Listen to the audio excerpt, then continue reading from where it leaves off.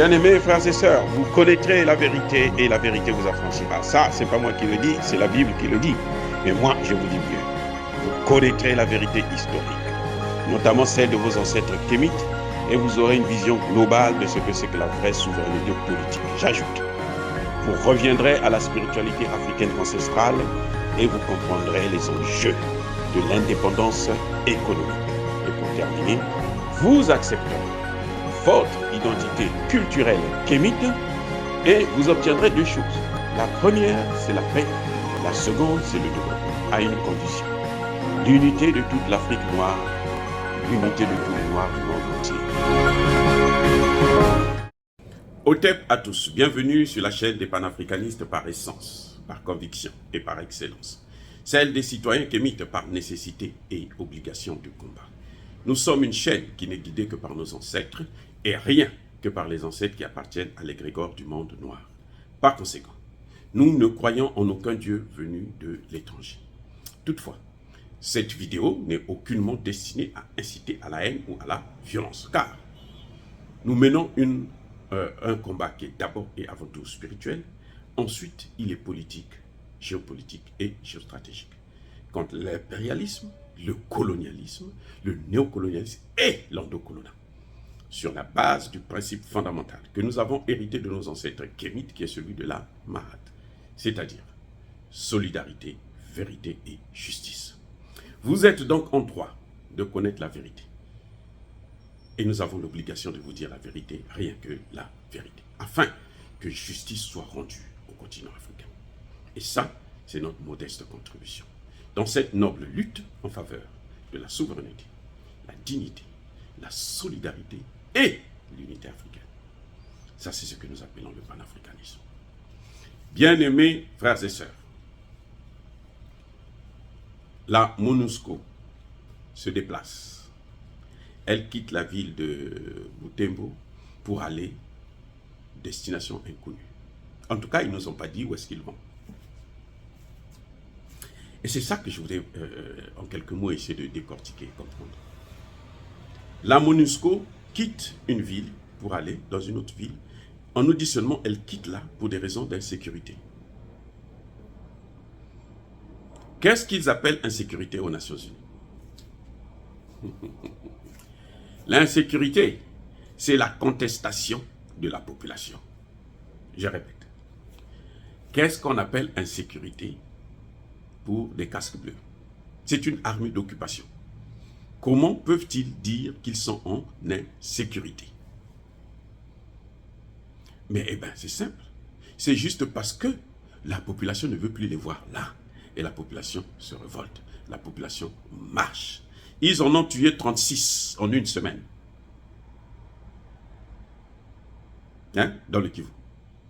Et maintenant, ils se disent non, on ne peut pas continuer à les canarder comme ça. Parce que on risque d'être injurieux un jour. Le jour que la communauté dite internationale sera affaiblie, on risque de les condamner, les juger, les condamner.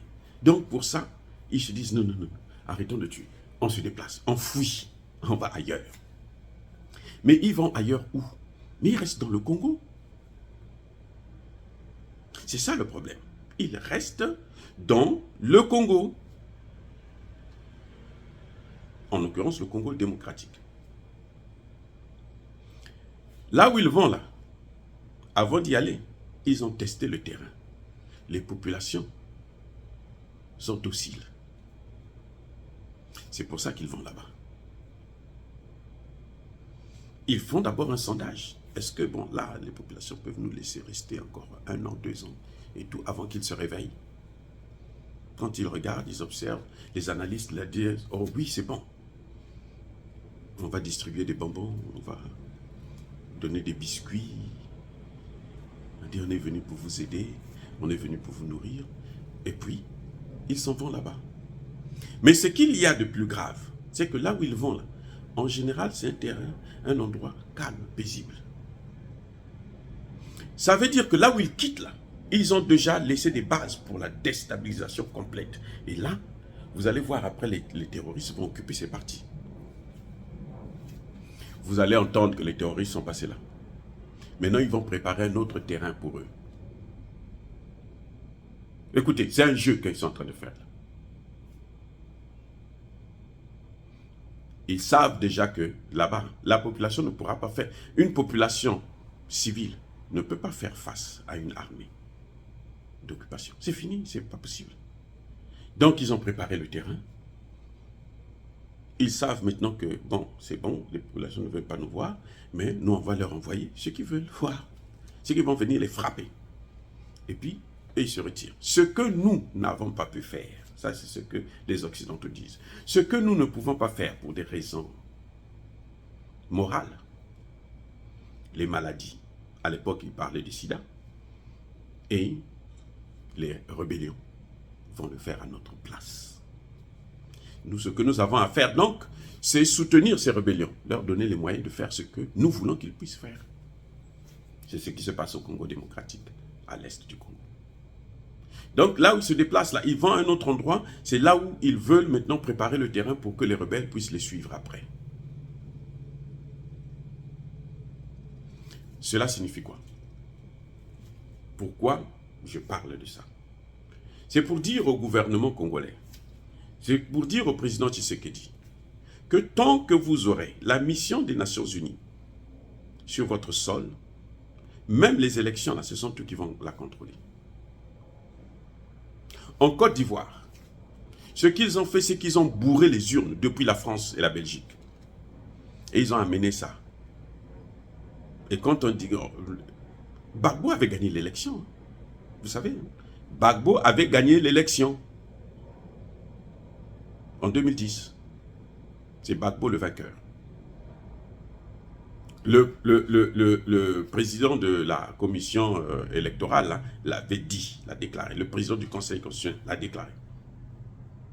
Quand on lui a mis le fusil à la tête, il était obligé de dire non, non, non, c'est pas moi, j'ai changé d'avis. C'est Ouattara qui a gagné. Et quand Gbagbo dit, on va recompter les urnes devant nous, nous tous. Ils savent qu'on ne peut pas recompter les urnes qu'eux, ils ont amenées. Via les Nations Unies. Qu'est-ce qu'ils vont faire? Ben, ils vont voir avec le président de la Commission de l'Union africaine, Jean Ping, qui voulait être président. C'est pour ça que j'ai toujours condamné. Je préfère encore voir Ali Bongo que Jean Ping.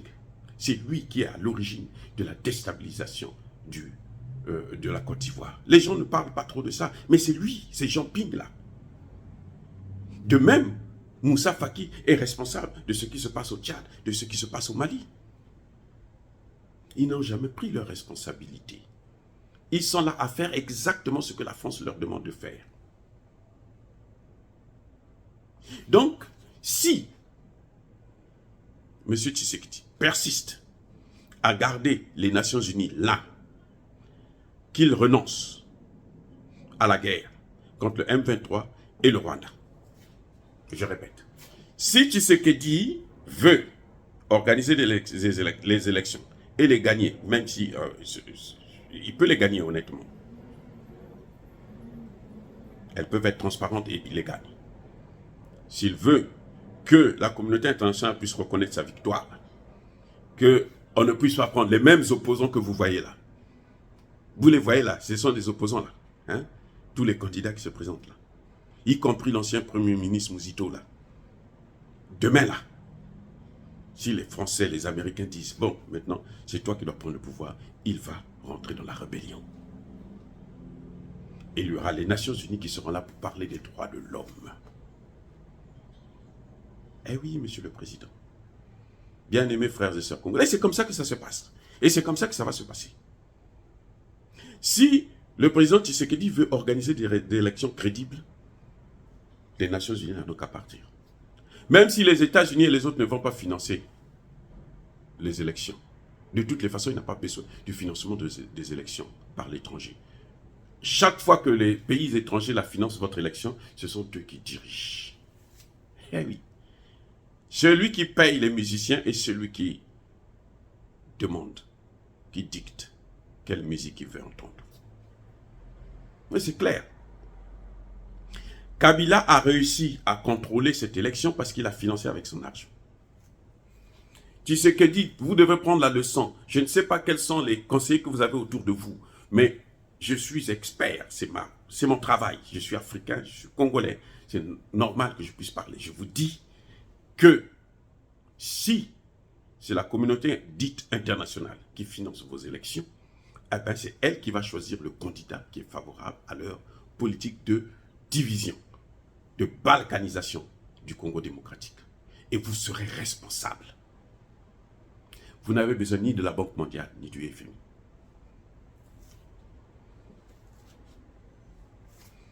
Le président Laurent Désiré Kabila, il a géré ce pays pendant 3 ans, sans avoir eu un prêt au FMI ni à la Banque mondiale.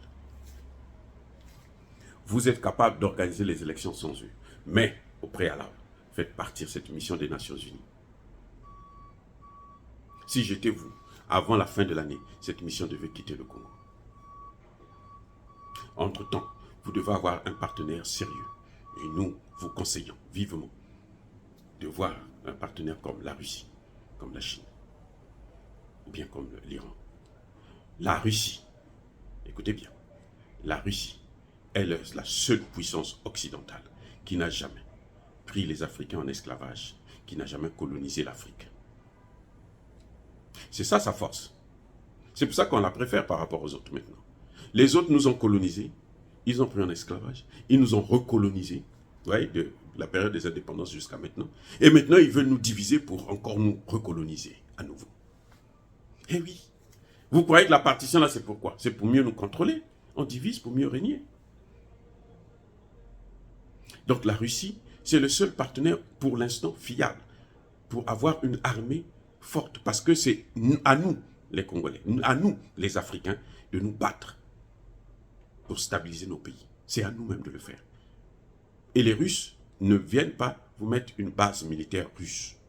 Ils vous donnent les armes, ils vous vendent les armes. Prenez toutes les matières premières là, hein, que les Rwandais sont en train de voler là. Prenez tout, donnez ça à la Russie, qu'ils vous donnent des armes. Je préfère ça que de passer son temps à vous faire voler et ça repart chez les mêmes Occidentaux qui sont en train d'entretenir la guerre parce que tant qu'il y a la guerre, eux, ils pillent les matières premières. Donc, la mission des Nations Unies, c'est le bras armé des puissances occidentales. Et donc, la mission des Nations Unies n'est pas là pour nous, elle n'est pas là pour le Congo, elle n'est pas là pour l'Afrique. Elle est là pour les puissances occidentales qui veulent diviser l'Afrique pour mieux régner, pour mieux piller les matières premières. Fin de citation. Dire cela, c'est inciter à la haine ou à la violence, non. Yaba colère ve Yamalembe. Soyez bénis par le Dieu des Kémites. J'ai dit, je persiste et je signe. En plus, j'assume.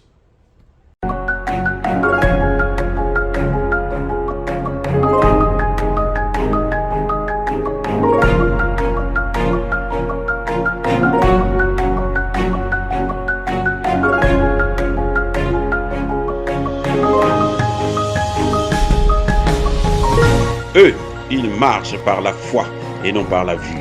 Mais moi, je vous conseille vivement de marcher par la connaissance scientifique et historique, notamment celle de nos ancêtres kémites, par les 5 sens et par l'intelligence. À vous, à Pierre.